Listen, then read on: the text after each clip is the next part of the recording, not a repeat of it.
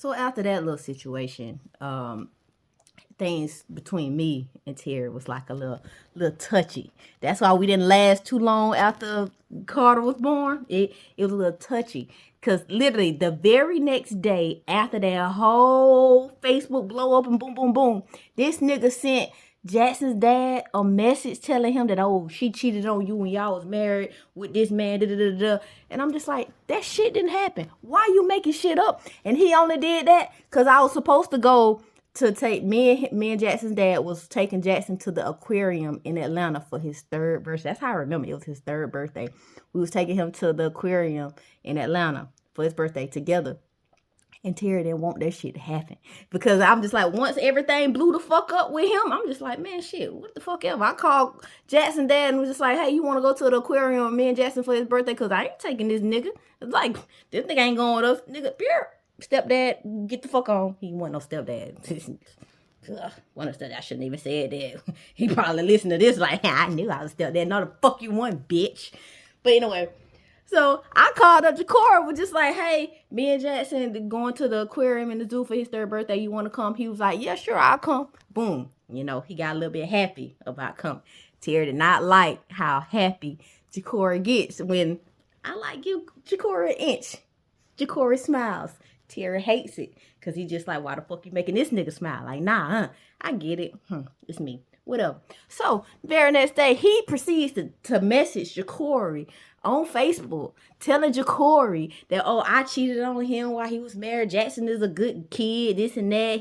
Ja'Cory's doing a fine job with raising him, this and that. And I'm just like, And I didn't know that this had transpired until I get to Atlanta and try to contact Ja'Cory to like, all right, where you at? What we gonna do? And this nigga tell me he not coming because he got a text message from Terry and he feels disrespected and this and that. And I'm just like, you know what? I ain't dealing with y'all sensitive ass niggas. Y'all some like fuck y'all. So me and my 6-month pregnant ass, you know what I did? I called up my best friend Desi and I was like, hey Desi, I'm in Atlanta with Jackson for his birthday. You want to come to the zoo with us, the zoo and the aquarium with us? She was like, hell yeah, let's go. And she came. So I'm just like, I ain't stressing on too much. So yeah, anyway, back to the main story. Because after that little incident with Terry going out on Facebook telling the whole world that, oh, she cheated on me, that might not be my baby, boom, boom, boom. None of his family fucked with me. Like, none of them. None of his family showed up to the baby shower. Like, all of the things and help that I got was not from his family. It was all from my family. And that's because he did what he did. But it's whatever now. Water on the bridge. Not really water on the bridge, but it is what it is. I don't fuck with your family no way. Your family don't even fuck with you. But, yeah. Anyway, so back to that timeline then.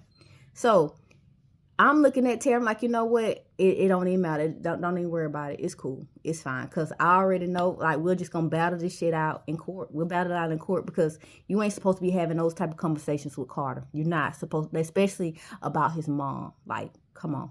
I'm his mom. You told my son that his mom did some foul shit. Like, come on. Don't, especially, my son, in little boy's eyes, gonna look at his mom a little bit different because it's like now you got to think my son it ain't no telling how you are trying to raise Carter to pick women if you trying to make him look at his own mother a certain way. So it's like, what you really doing, sir? What you really doing? So I'm like, we just gonna battle this shit out at court. We just gonna take it out at court. And I walked off. It took everything in me not to knock this man in his shit. Everything in me. Because I want to knock this man in his shit. That's not a threat. So don't you sit up, because I already know that these videos, like I said, I already know these videos going to be played back in court. So don't you sit up there and try to tell the judge that I'm threatening you. Don't try to snip and cut shit because I'm going to have everything on record, sir. Because you love to try to cut shit to make it appear a certain way because you... So, in a living house, sorry, I just that he strikes a nerve. A real bad nerve. So, get in the car, call Brittany and Raven. Letting them know, y'all, guess what the fuck Carter just said to me? I was like, what? I was like, this nigga just told me. Like, oh, that's why my daddy left you, because my daddy said he left you because you cheated on him with a married man. It was like, what? I'm like, yes, he told Carter that shit. Yes, and Carter said that to me. Raven was like, did you go across his face? Did you knock him in his mouth?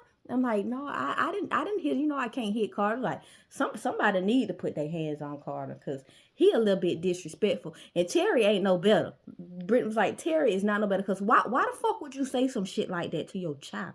Don't you say that about his mom? I'm like, exactly. And I don't be saying shit by his little limp dick ass when I have Carter. I don't talk about this nigga at all, because I don't need him going back and telling his dad shit that I fucking say. Everything when Carter is around is goddamn censored. Like, it gotta be censored, because I know who I'm dealing with. So I'm going back and forth with my sister, like telling them everything, and we just comparing notes and stuff. And I get to the house, like, because I'm on my way back to the house. I get to the house. I walk in the house. Marlon's like, how's the drop-off? I was like, man, let me tell you what the fuck Carter just said to me. He was like, what? I was like, yo, we was walking the stairs completely unprovoked. This nigga gonna tell me, like, oh, that's why my daddy left you, because you was messing with a married man. He was like, what? Why would he say that? Did that happen? I'm like, you don't know that. That did not happen. That did not happen. I already told you, Terry left. Like, when I came home, I was at work in a different city. This nigga came to the house, emptied out everything, because it was his day off at work on a Tuesday. Ain't gonna never forget. He got Tuesdays off at work. On a Tuesday, this nigga took all of the shit out the house and took it to his mom's house. All of the shit out the house. When I tell you I got back from work with my kids in tow to an empty goddamn house, I had a bed, Jackson's bed, Carter's crib, and my bed. That's the only thing that was left. This nigga took the shower curtains. He took the shower curtains, all the towels, all the rags. He didn't want me to wash my ass, and he want me to have water all on the floor if I attempted to wash my ass. How petty you gotta be to take the goddamn shower curtains, my nigga? The shower curtains. But I'm just like, you know what?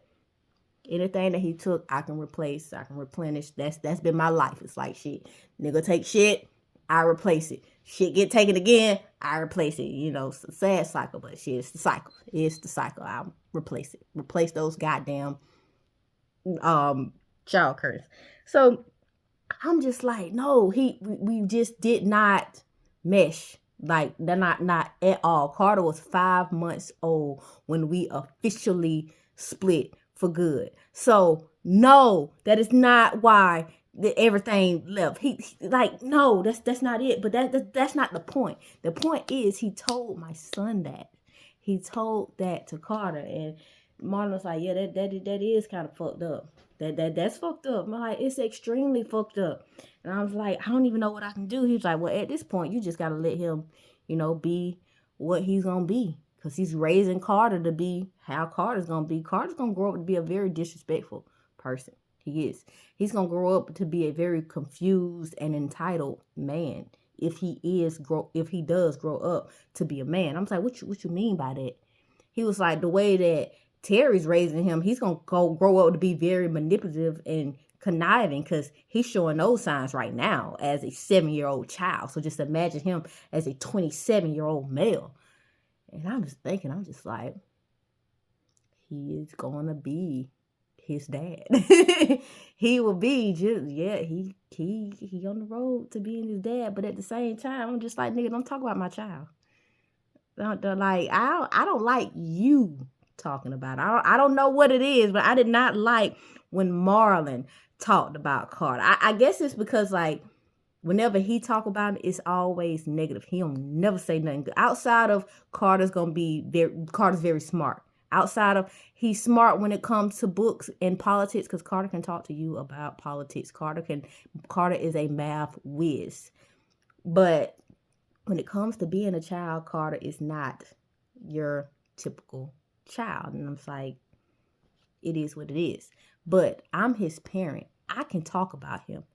you can't fucking talk about him. Like, you can't.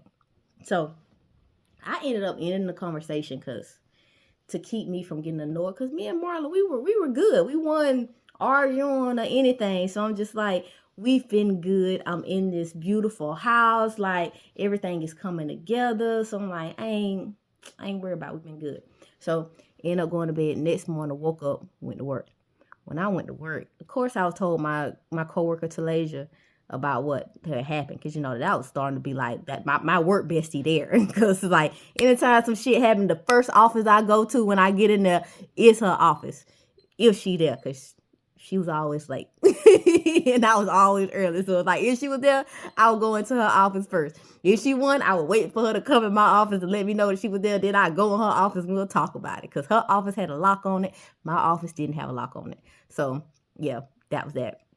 So I tell her about it, and like, we compare notes, and then the male coworker come in. He was like, "Hey, what's up?" I was like, "Hey," like we were just saying, "Hey," and then he was like, "What's going on?" So I was telling him like what had happened, and then he looked at me. He was just like, "Yo, what's up with you and the man that you picked?" I'm like, "What you mean? What you trying to say?" He was just like sometimes I look at you and I get so confused. I'm like, "What you mean you get confused?" He was just like, "Cuz I be looking at you, I'm like, damn, she fine as shit, but she an idiot."